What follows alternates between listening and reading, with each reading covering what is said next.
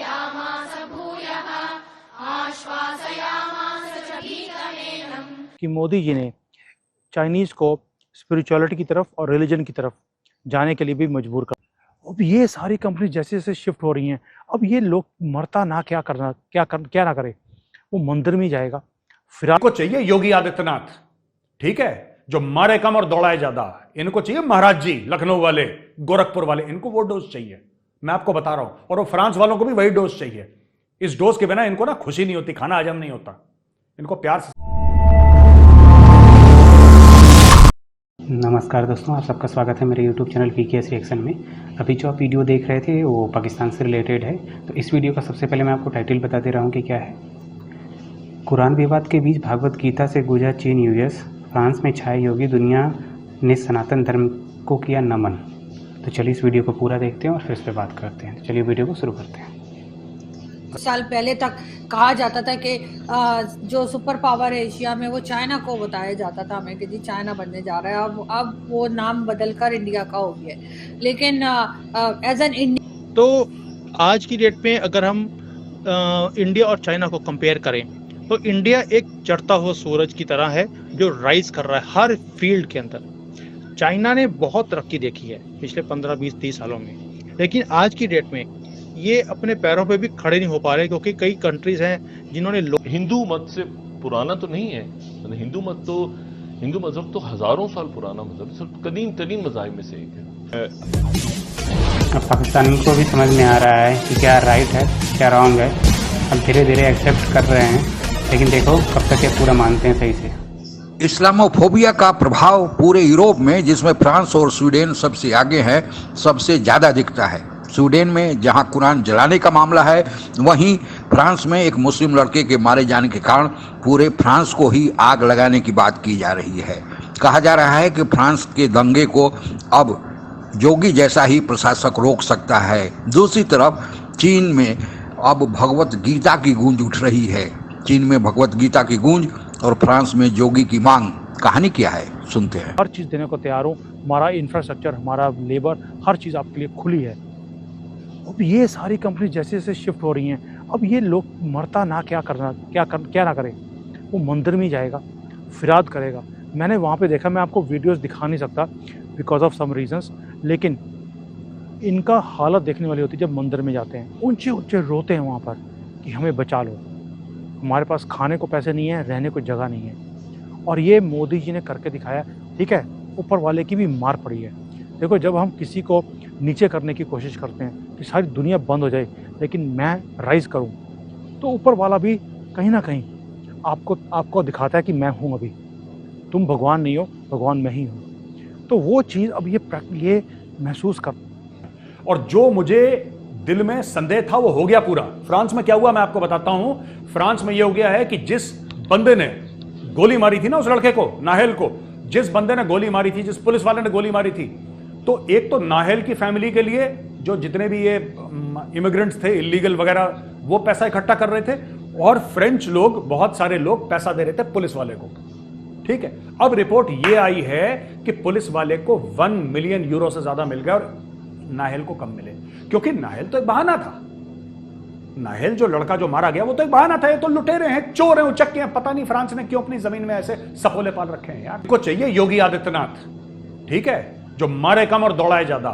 इनको चाहिए महाराज जी, लखनऊ वाले, गोरखपुर वाले, इनको वो डोज चाहिए, मैं आपको बता रहा हूं। और वो फ्रांस वालों को भी वही डोज चाहिए।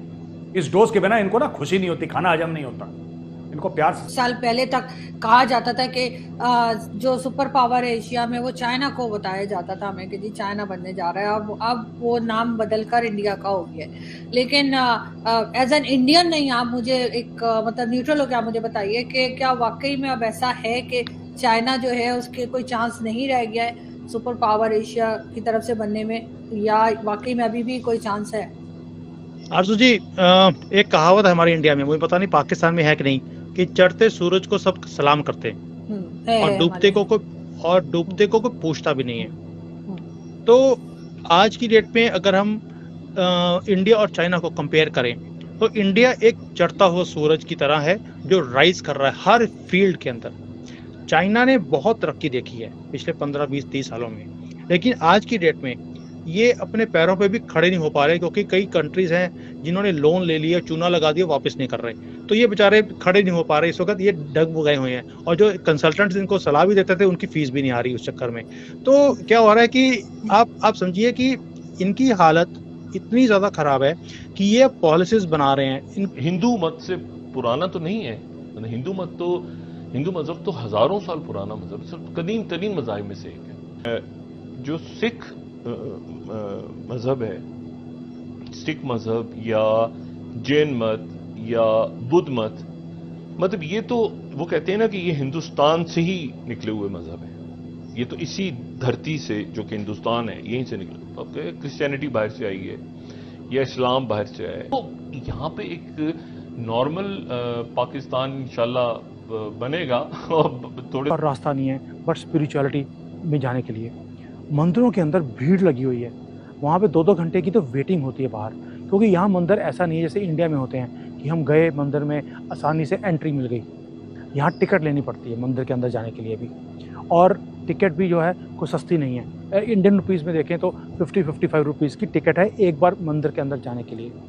तो ये लोग अब, लेकिन उतनी टिकट होने के बाद भी ये लाइनें लगा के खड़े हैं कि हमें मंदिर के अंदर एंट्री दी जाए। क्यों? क्योंकि देखिए, एक तो आत्मा की भूख है कि जिन्होंने पैसे बहुत बना लिए, अब वो जाते हैं कि मुझे कुछ और लेना है, कुछ और अचीव करना है, क्योंकि दुनिया सिर्फ पैसा ही सब कुछ नहीं है। एक तो ये चीज़ है। दूसरा, इतनी बुरी हालत है कि अब क्या करें, फैमिली स्ट्रक्चर्स है नहीं, जो भाई बंधु नहीं है, एक बच्चा था सिर्फ। अब किसके पास जाएं, किसके पास रोएं मंदिर के सिवाय? तो लोगों का रुख अब मंदिर की तरफ बढ़ता जा रहा है। देख लेंगे और अपनी मांगे और दे दी रूसियों को कि भाई अगर अपना बंदा छुड़वाना है तो ये हमारी मांगे। आपको पता है रूसियों ने क्या करा? रूसियों ने उसके बाप का हाथ काट के, जो आतंकवादी था ना, उसके बाप का हाथ काट के वापस डब्बे में भेजा उसका, और बोला कि बेटा अगर तुमने 24 घंटे के अंदर हमारा डिप्लोमेट को नहीं छोड़ा ना, तो अब्बू जी का सर आ रहा है, तुम्हारे पास पार्सल हो गया, बाकी तुम्हारी मर्जी है। सांप सूंघे आतंकवादियों को, लुप लुप हो गई भाई साहब, फटफट छोड़ा उसको, घर तक छोड़ के आए, माफी अलग से मांगी। ये ऐसी ही जबान समझते हैं।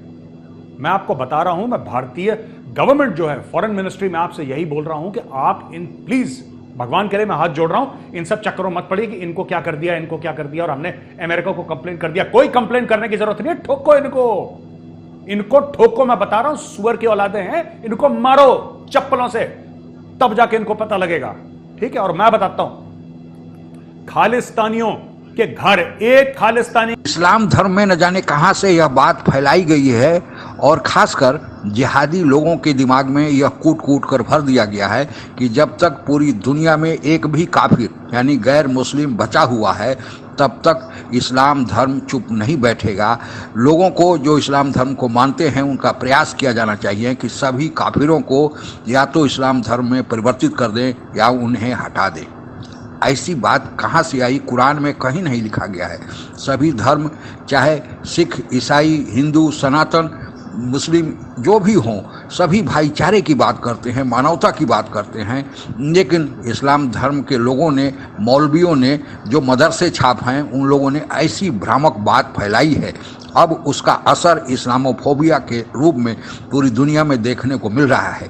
लोग अब जो पाकिस्तानी ओरिजिन के हो या दूसरे मुस्लिम देश जहां पर कट्टर इस्लाम की शिक्षा दी जाती है, मदरसे से जो निकलते हैं, उनका जहां भी लोग गए हैं वे जाते हैं, उस देश की सब सुख सुविधाएं को लेते हैं, नौकरी करते हैं, लेकिन वहां जाकर चाहते हैं कि वहां पर इस्लाम धर्म का बोलबाला हो, शरीयत कानून चलाया जाए। लेकिन पाकिस्तान में वे शरीयत कानून नहीं चलाते हैं।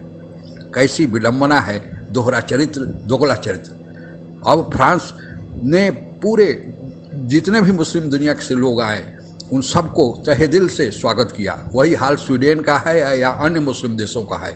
लेकिन अब वहाँ पर यह क्या कर रहे हैं, यह अब उन लोगों के भी जो मूल नागरिक हैं, उनके बर्दाश्त के बाहर हो जा रहा है। अब लगता है कि जिहादियों को सबक सिखाने का अब टाइम आ गया है, और इसीलिए जोगी, जो यूपी के प्रधान मुख्यमंत्री हैं, उनकी मांग वहाँ पर उठ रही है कि इनके ऐसा ही व्यक्ति ऐसे जिहादियों को सर कुचल सकता है। आज के लिए बस इतना ही। जय हिंद। आप तो यहाँ पे दोस्तों वीडियो ख़त्म हुआ। इस वीडियो में कई पॉइंट्स को टच किया गया है, खासकर चाइना को लेके बोला गया, बात किया जा रहा था कि जो चाइना में इस समय हालात हैं, क्योंकि वहाँ की जो कंपनीज हैं, जिस तरह से पहले उनके अलग अलग देशों की कंपनियां चाइना में इन्वेस्ट कर रही थी और वहाँ पे अपने हेडक्वार्टर्स चला रही थी, अब वो धीरे धीरे कोविड के बाद से माहौल बदला है और वो शिफ्ट कर रही हैं। ज़्यादातर जो कंपनीज हैं वो भारत में शिफ्ट कर रही हैं, क्योंकि उनको ये लगता है कि कल को चाइना फिर कोई अगर ऐसा स्टेप उठा लेगा तो पता चलेगा कि उनका पैसा भी डूब जाएगा और वो अपना जो बिजनेस है वो नहीं कर पाएंगे, क्योंकि फिर ट्रांसपोर्टेशन की दिक्कत आ जाएगी अगर इस तरह का कोई भी एक और चाइनीज़ वायरस बाहर आ जाता है तो। दूसरा, जो वहाँ के लोग हैं, अब भाई पैसे नहीं आ रहे हैं लोगों के पास, कुछ लोगों के पास पैसे इतना ज़्यादा है कि कहो मत, लेकिन कोई उसको एंजॉय करने वाला नहीं है, यानी परिवार में सिर्फ मियाँ और बेबी हैं, एक बच्चा है। और अगर मान लीजिए किसी एक का बच्चा अगर किसी तरह सर्वाइव नहीं कर पाया तो वो बिल्कुल अकेले पड़े हैं, तो अब वो मंदिरों में जा के अपना दुखड़ा रो रहे हैं। दूसरा, फ्रांस की बात हो रही थी कि फ्रांस में सोचो, फ्रांस ने जितने भी यहाँ पे मुस्लिम देशों में इस्लामिक स्टेट की वजह से दिक्कतें आईं, वो जितने भी लोग वहाँ से भाग कर अपनी जान बचाए, फ्रांस ने उनको शरण दिया और आज वही लोग पूरे फ्रांस को जला रहे हैं। अब आप सोच लो कि जिस देश ने आपको शरण दी हो उसी देश को आप क्या कहते हैं कि जलाओ, ये मतलब एक देखा जाए तो मोरल एक इंसानियत के भी खिलाफ है। अगर हाँ ठीक है, चलो उस पुलिस वाले ने उस बच्चे को मार दिया, वो गलत है, उसके लिए कोई ये नहीं कहता भाई आप उसके लिए आवाज़ उठाओ, प्रोटेस्ट करो, सब कुछ करो, लेकिन इसका क्या मतलब है कि आप फ्रांस को जला दो पूरे, जिसने आपको अपने घर में जगह दी।